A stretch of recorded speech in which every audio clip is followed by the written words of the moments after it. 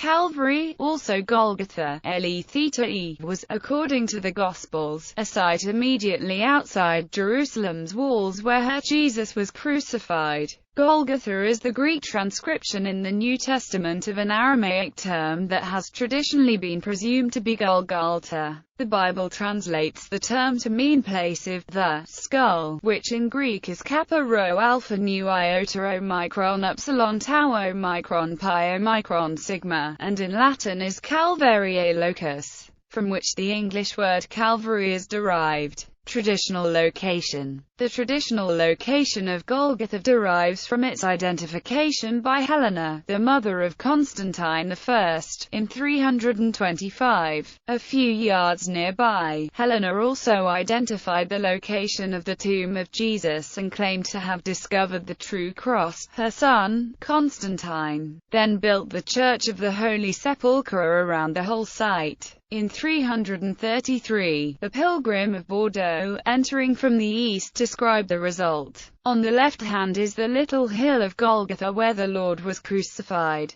About a stone's throw from thence is a vault, crypta, wherein his body was laid, and rose again on the third day. There, at present, by the command of the Emperor Constantine, has been built a basilica, that is to say, a church of wondrous beauty. In Nazeni Garabian Devartavant's doctoral thesis, now published, his La Jerusalem Nouvelle et les premiers sanctuaires créations de l'Arménie, Méthode pour l'étude de l'Église comme temple de Dieu, she concluded, through multiple arguments, that the true site of Golgotha was precisely at the vertical of the now buried Constantinian basilica's altar and away from where the traditional rock of Golgotha is situated. The plans published in the book indicate the location of the Golgotha within a precision of less than 2 meters. Below the circular passage situated a meter away from where the blood-stained shirt of Christ was traditionally recovered and immediately before the stairs leading down to St. Helena's Chapel, alternatively called St. Vartan's Chapel, Temple to Aphrodite. Prior to Helena's identification, the site had been a temple to Aphrodite. Constantine's construction took over most of the site of the earlier temple enclosure, and the rotunda and cloister roughly overlap with the temple building itself. The basilica church which Constantine built over the remainder of the enclosure was destroyed at the turn of the 11th century, and has not been replaced. Christian tradition justifies this reuse by claiming that the location had originally been a Christian place of veneration,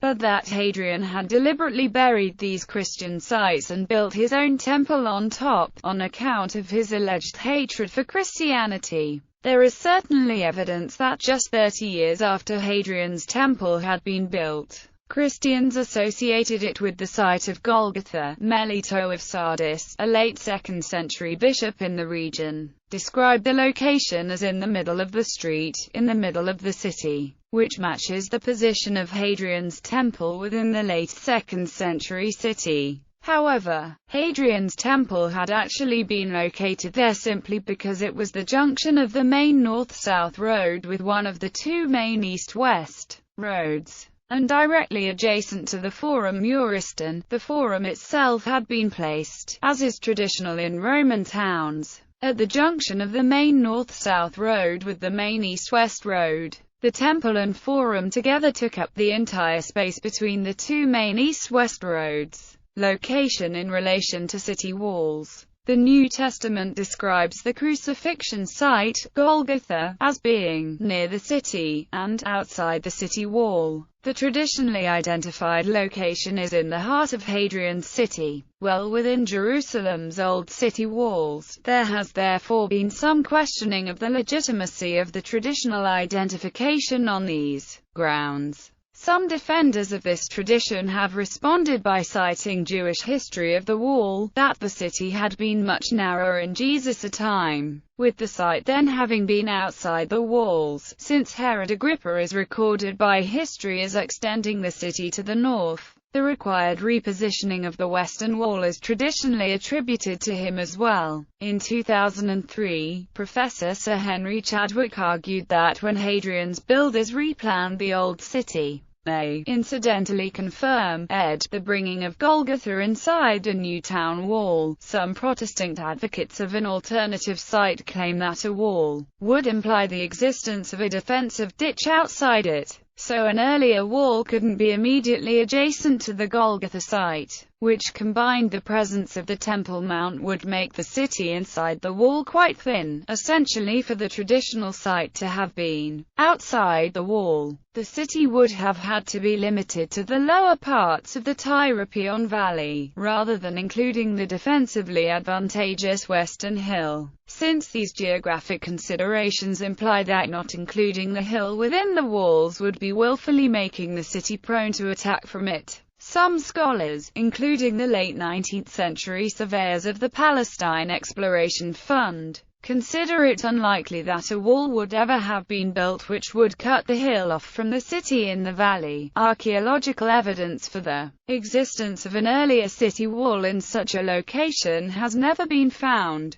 In another viewpoint, in 2007 Dan Bahart, the former city archaeologist of Jerusalem and professor of Land of Israel studies at Bar-Ilan University, stated that 6 graves from the 1st century were found on the area of the Church of the Holy Sepulchre. That means this place was outside of the city, without any doubt.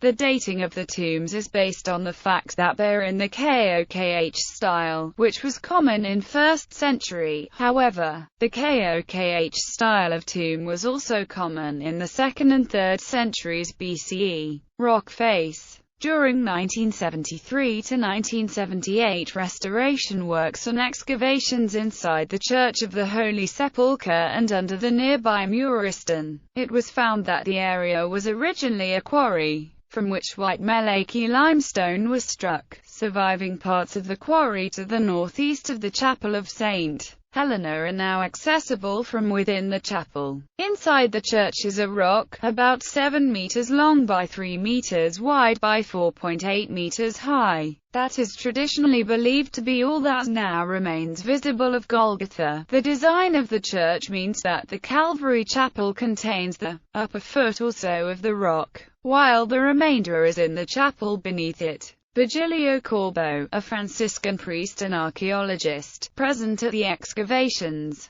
suggested that from the city the little hill could have looked like a skull. During a 1986 repair to the floor of the Calvary Chapel by the art historian George Lavers and architect Theo Mitropoulos, a round slot of 11.5 centimeters diameter was discovered in the rock, partly open on one side, although the dating of the slot is uncertain, and could date to Hadrian's Temple of Aphrodite. Lavers suggested that it could have been the site of the crucifixion, as it would be strong enough to hold in place a wooden trunk of up to 2.5 meters in height. The same restoration work also revealed a crack running across the surface of the rock, which continues down to the Chapel of Adam. The crack is thought by archaeologists to have been a result of the quarry workmen encountering a flaw in the rock. Based on the late 20th century excavations of the site, there have been a number of attempted reconstructions of the profile of the cliff face. These often attempt to show the site as it would have appeared to Constantine. However, as the ground level in Roman times was about 4 to 5 feet lower and the site housed Hadrian's temple to Aphrodite, much of the surrounding rocky slope must have been removed long before Constantine built the church on the site.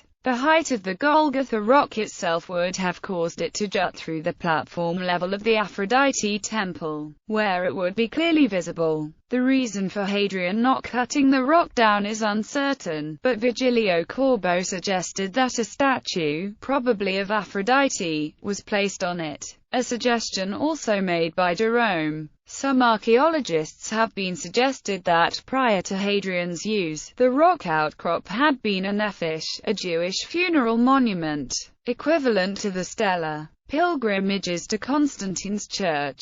The Itinerarium Burdigalense speaks of Golgotha in 333. On the left hand is the little hill of Golgotha where the Lord was crucified. About a stone's throw from thence is a vault wherein his body was laid, and rose again on the third day. There, at present, by the command of the Emperor Constantine, has been built a basilica, that is to say, a church of wondrous beauty. Cyril of Jerusalem, a distinguished theologian of the early church, and eyewitness to the early days of Constantine's edifice, speaks of Golgotha in 8 separate passages, sometimes as near to the church in which he and his listeners were assembled. Golgotha, the holy hill standing above us here, bears witness to our sight. The Holy Sepulchre bears witness, and the stone which lies there to this day, and just in such a way the pilgrimagery are often reported in 383. The church built by Constantine, which is situated in Golgotha, and also Bishop Eucherius of Lyon wrote to the island presbyter Faustus in 440. Golgotha is in the middle, between the Anastasis and the Martyrium, the place of the Lord's Passion, in which still appears that rock which once endured the very cross on which the Lord was, and Breviarius de Hierosolima reports in 530. From there, you enter into Golgotha, where there is a large court. Here the Lord was crucified. All around that hill, there are silver screens. Alternative locations. The traditional location of Calvary is not universally accepted. In 1842, heavily relying on the research of Edward Robinson, a German theologian and biblical scholar from Dresden named Otto Thenius was the first to publish a proposal that the rocky knoll north of Damascus Gate was the biblical Golgotha. In 1882–83, Major General Charles George Gordon endorsed this view, and subsequently the site has sometimes been known as Gordon's Calvary. The location, usually referred to today as Skull Hill, is beneath a cliff which contains 2 large sunken holes, which Gordon regarded as resembling the eyes of a skull. He and a few others before him believed that the skull-like appearance would have caused the location to be known as Golgotha. Nearby is an ancient rock-cut tomb known today as the Garden Tomb, which Gordon proposed as the tomb of Jesus. The Garden Tomb contains several ancient burial places, although the archaeologist Gabriel Barkay has proposed that the tomb dates to the 7th century BC and that the site may have been abandoned by the 1st century. Eusebius comments that Golgotha was in his day pointed out north of Mount Zion, although the hill currently referred to as Mount Zion is indeed south of the traditional site for Golgotha. It has only had that name since the Middle Ages, and previously, Mount Zion referred to the Temple Mount itself. The Garden Tomb is north of both. Another alternate location has been proposed by Roger Dusutko, a missionary in Germany. He claims that the location of Golgotha is just outside the Lion's Gate. All 4 Gospels use the Greek word kranion to describe the place where Jesus was crucified. Unlike skuphion, kranion is the upper part of the skull excluding the face bones. The Gospels Matthew, Mark and Luke testify that as Jesus died the curtain of the temple ripped. The earliest Aramaic Gospels, the Diates Aaron of Tatian and the Church Fathers testify that it was the curtain at the entrance of the temple which ripped, and not the inner veil before the Holy of Holies. And the curtain of the entrance of the temple was ripped in 2 from the top unto the bottom. Mk 15:38. Since the temple faced east, the curtain would have been in direct view of those gathered on this mount at the northeast corner of the Temple Mount, just outside the city wall, and to testify that the curtain ripped at the very moment in which Jesus died, there must have been eyewitnesses.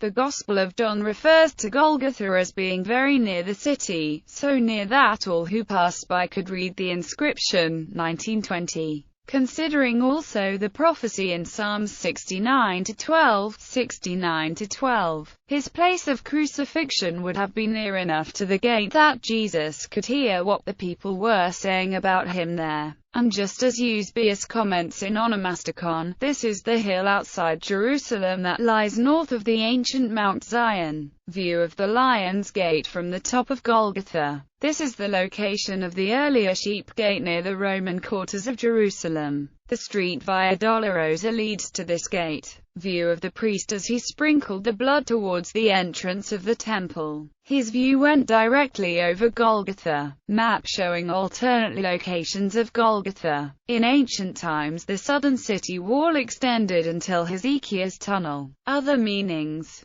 Calvary may mean also a set of religious edifices imitating Jerusalem, often constructed on hills. It functions as a sanctuary of the Passion of Christ where mystery plays are held before Easter, often with miraculous images of Our Lady of Sorrows and sometimes the relics of True Cross. This kind of shrine was especially popular in the age of Baroque when the Holy Land was under Turkish rule and it was difficult to pilgrimage to the Calvary in Jerusalem. The most popular is probably Kalwaria Zebradovska near Krakow, but there are many more such complexes, often very large. The name Calvary often refers to sculptures or pictures representing the scene of the crucifixion of Jesus, or a small wayside shrine incorporating such a picture. It also can be used to describe larger, more monument-like constructions, essentially artificial hills often built by devotees. Especially a tradition in Brittany and France of large stone monuments.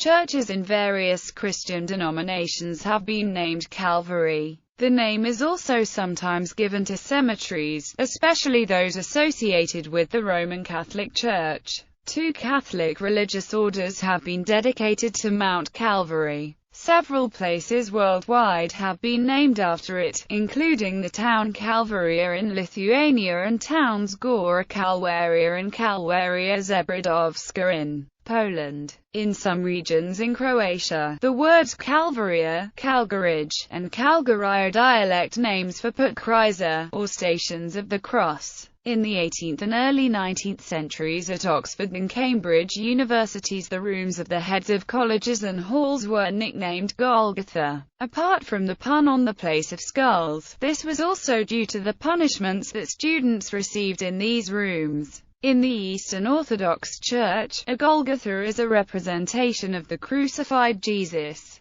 often with the Theotokos and John the Beloved disciple standing to either side. This is used during Holy Week, especially during the Matins of Great Friday. During the rest of the year, and in the Slavic tradition, it may stand in the nave of the church, off to one side, and will be the place where Panahidis will be chanted. In the Greek tradition, it remains in the sanctuary behind the holy altar.